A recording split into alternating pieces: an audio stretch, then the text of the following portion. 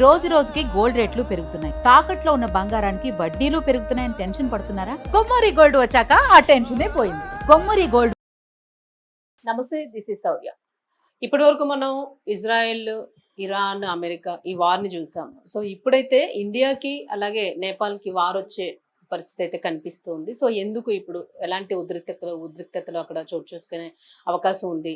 ఈ వార్కి గల కారణాలు ఏంటి? సో అక్కడ ఉన్న బోర్డర్ని స్వయంగా నేపాల్ ప్రధానమంత్రి ఇండియాకి సంబంధించిన కొంత భూభాగాన్ని నేపాల్ తీసుకుంది అని ప్రకటించడం జరిగింది.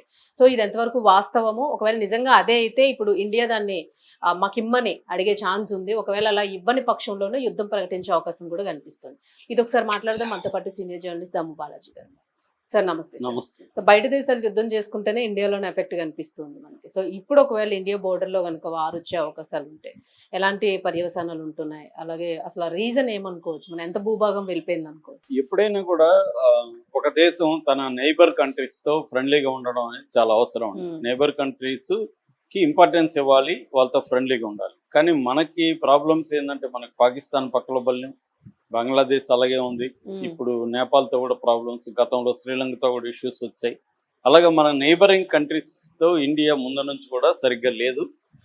ఇప్పుడు నేపాల్ ఏమైందంటే మళ్ళీ ఒక టెన్షన్ పెట్టినట్టుగా చెప్పచ్చు ఇండియాని. ముఖ్యంగా నేపాల్ ప్రధానమంత్రి బాలేంద్ర షా ఆయన పార్లమెంట్లో, నేపాల్ పార్లమెంట్ లో నిన్న ఒక అనౌన్స్ చేశాడు సండే. ఆ అనౌన్స్మెంట్ ఏంటంటే, ఇండియా మన భూభాగాన్ని ఆక్యుపై చేసుకుందని మన వాళ్ళు విమర్శిస్తున్నారు.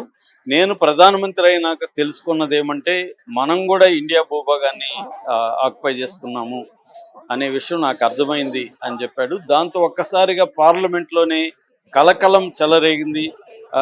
పార్లమెంట్లో ప్రతిపక్షాలు అంటే నేపాల్ కాంగ్రెస్ పార్టీ, శ్రామిక శక్తి పార్టీ, ఈ పార్టీలు బాలేంద్ర షా మీద తీవ్రంగా విరుచుకుపడ్డారు.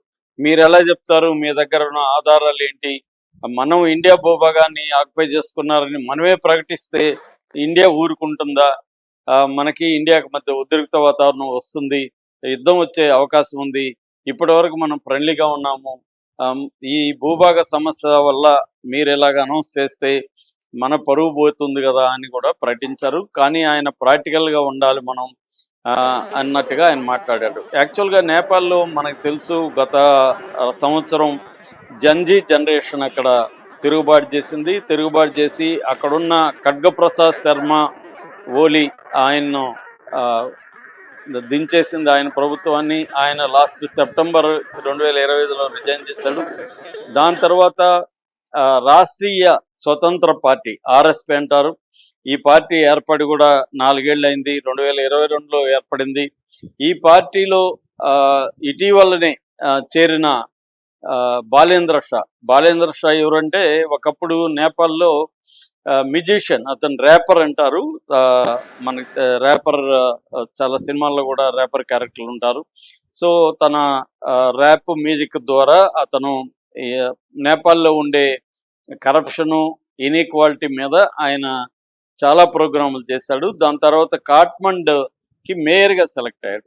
అప్పుడు కూడా అనేక కాంట్రవర్సీస్ ఈయన మీద వచ్చాయి. ముఖ్యంగా అక్కడ ఉన్న హ్యాకర్లను అందరినీ ఆయన ఇబ్బంది పెట్టాడని, రోడ్డు ఖాళీ చేయించేశాడు, ఇవన్నీ కూడా వచ్చాయి. ఏదేమైనా ఆయన దేశవ్యాప్తంగా పాపులర్ అయ్యాడు తన పాటల ద్వారా.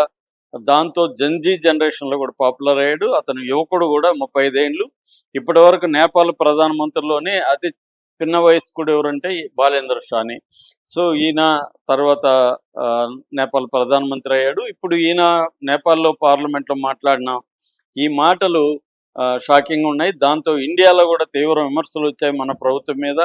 వాళ్ళ ప్రధానమంత్రి ఓపెన్గా మేము ఇండియా భూభాగాన్ని ఆక్యుపై చేసుకున్నాము అది చెబుతుంటే మీరేం చేస్తున్నారు అని ఇక్కడ కూడా ప్రతిపక్షాలు, కాంగ్రెస్ కానీ మిగతా ప్రతిపక్షాలు మోడీ ప్రభుత్వం మీద తీవ్ర విమర్శలు చేస్తున్నారు. ఈ సందర్భంగా మన ఎక్స్టర్నల్ అఫైర్స్ ప్రతినిధి రణధీర్ జైస్వాల్ కూడా మాట్లాడాడు. ఇంకా పరిష్కారం కాని సమస్యలు ఉన్నాయి.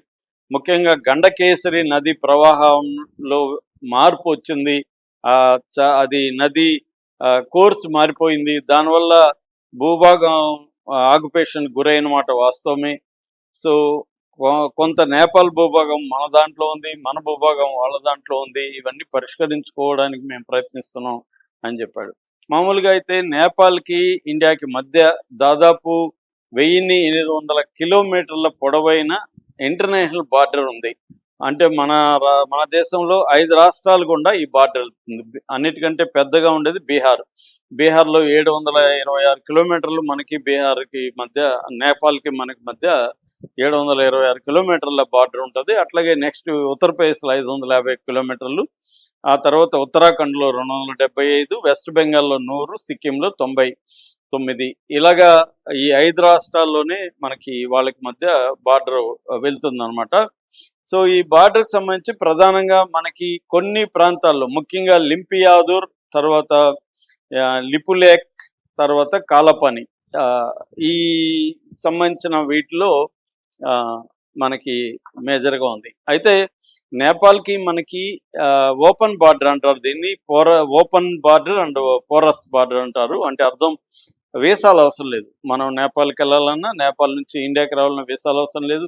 చాలా చోట్ల నదులు ఉన్నాయి. ఈ నదులు ఇందాక చెప్పిన గండకి కానీ, లేకపోతే ఇట్లాంటి నదులు ఉండడం వల్ల మనకి పడవల్లో కూడా అక్కడి నుంచి వచ్చేస్తారు. అందుకే ఈ మధ్య కూడా మనం చూసాము ఇక్కడ జూబ్లీ హిల్స్‌లో, ప్రశాసన్ నగర్‌లో ఎక్స్ డీఐజీని చంపేసి, డీజీపీని చంపేసి, వాళ్ళ భార్యని చంపేసి, వాళ్ళ నగలు అవన్నీ తీసుకెళ్ళిన వాళ్ళు కూడా ఈ బార్డర్ దాటి నేపాల్ వెళ్ళిపోయారు. అట్లాగే ఈ మధ్య ఇండియాలో నేపాలీ పని మనుషులుగా చేరి దోచుకొని నేపాల్ వెళ్ళిపోవడం అనేది ఒక గ్యాంగ్ పెద్ద ఎత్తున పనిచేస్తుంది అనమాట. అంటే ఢిల్లీలో ఉన్న సాహు అనే ఒక గ్యాంగ్స్టరు అనేక గ్యాంగులను పెట్టి ఇదే స్కీమ్ అనమాట. ఇక్కడ నుంచి వీళ్ళు గోల్డ్ వెతుకుపోయి ఇచ్చేస్తారు, వాళ్ళు నేపాల్ దాటి ఇచ్చేస్తారు, అక్కడ చేసుకుంటారు. దీని ప్రధాన కారణం ఓపెన్ బార్డర్ ఉండడం అన్నమాట. ఇప్పుడు ఈ బార్డర్ ఇష్యూస్ ఉన్నాయి. దీంతో ఒక్కసారిగా నేపాల్‌కి మనకి ఉద్రిక్త వాతావరణం అయితే వచ్చింది. అయితే ఈ ఆర్ఎస్పి, రాష్ట్రీయ స్వతంత్ర పార్టీ స్థాపకుడు, అధ్యక్షుడు రవి లామెచ్చాన్, ఆయన్ను ఇండియా ఆహ్వానించింది. జూన్ 1 నుంచి ఆయన ఇండియాలో పర్యటిస్తున్నాడు. ఆయన జయశంకర్ను కూడా కలిసే అవకాశం ఉంది. సో ఇప్పుడు ఇదొచ్చి మన 2 దేశాల మధ్య ఈ సరిహద్దు వివాదం అనేది ఇప్పటిది కాదు, 19th సెంచరీ నుంచి కూడా ఉంది. అంటే 1816లోనే సుగౌలి ట్రీటీ అని బ్రిటిష్ ఇండియాకి నేపాల్కి మధ్య ఒక ఒప్పందం జరిగింది. అప్పటి నుంచి కూడా ఇది వివాదంలో ఉంది. అట్లాగే 1827, 1834లో కూడా మనకి వాళ్ళకి మధ్య కొన్ని గొడవలు జరిగాయి. అంటే దీన్ని ఇప్పుడు పరిష్కరించుకోవడం కోసం ద్వైపాక్షిక వ్యవస్థల్ని కూడా ఏర్పాటు చేశారు. కమిటీలు ఉన్నాయి. అంటే ప్రభుత్వాలు విభాగానికి సంబంధించిన ప్రతినిధులు ఉన్నారు, చరిత్రకారులు ఉన్నారు, సర్వేయర్లు ఉన్నారు, ఎక్స్పర్ట్లు, బార్డర్ ఎక్స్పర్ట్లు ఉన్నారు. వీళ్ళందరితో కమిటీలు వేశారు. 2020లో జూన్లో నేపాల్లో ఒక మ్యాప్ని వాళ్ళు ఆమోదించారు. ఆ మ్యాపే ఈ వివాదానికి కారణంగా చెప్తున్నారు. ఆ మ్యాప్లో ఈ డిస్ప్యూట్ సంబంధించిన, ఇందాక నేను చెప్పిన ఈ ప్రాంతాలు లింపియాదూర్ అండ్ లిపులేక్ అండ్ కాలాపాని, ఈ సంబంధించిన ప్రాంతాలు దాదాపు 4-5 ప్రాంతాల్లోనే ప్రధానంగా సమస్యలు ఉన్నాయి. దీన్ని పరిష్కరించుకోవడానికి 2 దేశాల ప్రతినిధులతో కూడిన కమిటీలు వేస్తున్నారు. ఇది అంత ఈజీగా తెలియ విషయం కాదు. ఇంటర్నేషనల్ బార్డర్స్ అనేవి మనం చూస్తున్నాం కదా, కాశ్మీర్కి ఇష్యూలో పాకిస్తాన్కి, ఇండియాకి, అట్లాగే చైనాకి, ఇండియాకి మధ్య ఈ బార్డర్ ఇష్యూస్ అనేవి అవి నిరంతరం గొడవలు జరుగుతూనే ఉంటాయి.